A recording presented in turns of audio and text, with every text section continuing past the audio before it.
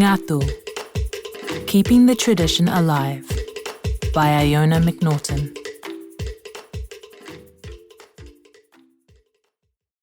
A group of women and girls are sitting around a long wooden table.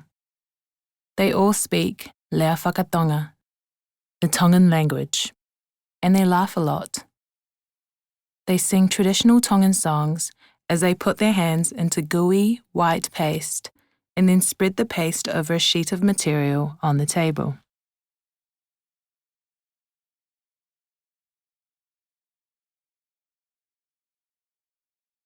The group is learning about Tongan culture and how to make ngatu, a cloth made from bark.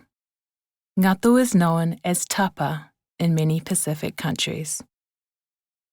The group meets on Saturdays in a school hall in Taita, near Wellington. It's a long way from the Kingdom of Tonga, which is about 2,000 kilometres north of New Zealand. There are grandmothers, mothers, and daughters in the group. Megan and Lita are cousins. They love taking part in the ngatu workshops.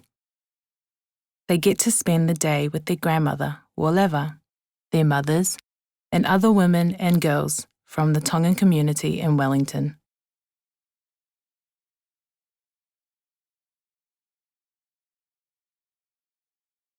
Growing up in Tonga. Wellington and her sister Mele are the elders, the taonga of the group.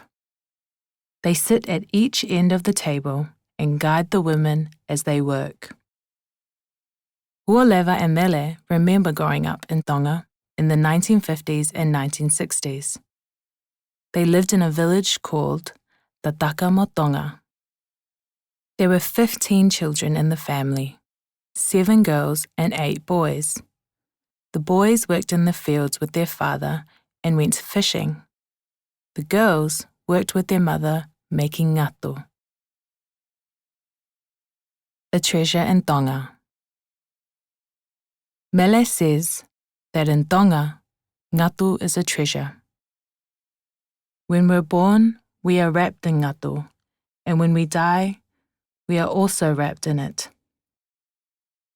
Today, it's used mainly for special occasions such as royal ceremonies, birthdays, weddings, and funerals. The Tongan community in New Zealand also uses ngatu for special occasions. Ngatu is made from the bark, tutu, of the paper mulberry tree, hiapo. Making ngatu is called kokaanga. Ngatu is very important in Tonga. It is used for blankets, mats, clothes, and even kites. Our mother started teaching us to make ngatu when we were 5 or 6 years old. Now we are passing on what we learnt to our daughters and granddaughters, says Wellington. Megan and Lita were born in New Zealand, so it's very important they learn our traditional Tongan ways. Students wearing ngatu as they perform a me tu'upaki, a traditional Tongan dance. Kokaanga, making ngatu. There are many steps to make the ngatu. In Tonga. 1. After the hiapo is cut down, women and girls peel the bark from the tree. 2. They hang the bark in the sun to dry. 3. They soak the dried bark in water to make it soft. 4. They beat the bark with a wooden tool, called an ike, to make it thinner and wider. 5. They dry the bark in the sun again. These strips of dry, flat bark are called whetaaki. The hiapo tree doesn't grow well in New Zealand, so whetaaki isn't made here. It's sent to the group from Tonga. In New Zealand. 6. In the school hall, The women and girls cover the table with material. This will be backing for the ngatu. 7. They line up whetā-aki along the table on top of this backing material. Then, they paste the edges of the whetā-aki to the backing material. 8. They cover the backing material with paste. 9. They carefully lay the whetā-aki over the top of the backing material. Then they press the two pieces together and slowly roll them up. 10. They carry the ngatu outside and roll it out on the concrete so it can dry in the sun. When it is dry, they will paint the ngatu with some brown dye, using a piece of whetā-aki as a brush. Over 4 months, the group has made 20 large pieces of ngatu. Each woman takes a piece home. At home, they plan the design and then paint the ngatu.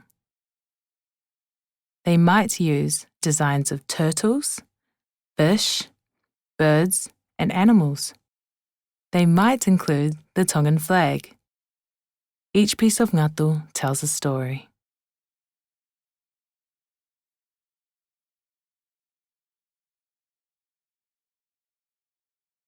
Showing the ngatu.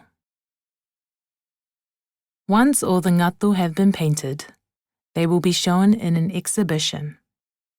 Everyone from the community can come and admire the work. For Lita, her favourite part is painting the ngatu with her mother and grandmother. I like doing art and spending time with my nana and mum. I will be very proud and happy when my family sees the exhibition and what we have done. Megan is excited about taking photos of the ngatu. She will send them to her godmother in Tonga. When her godmother sees the photos, she will know that Megan is learning about Tongan culture and helping to keep alive the tradition of making ngatu. One day, I want to teach my daughters and granddaughters how to make ngatu, just like my nana has, Megan says.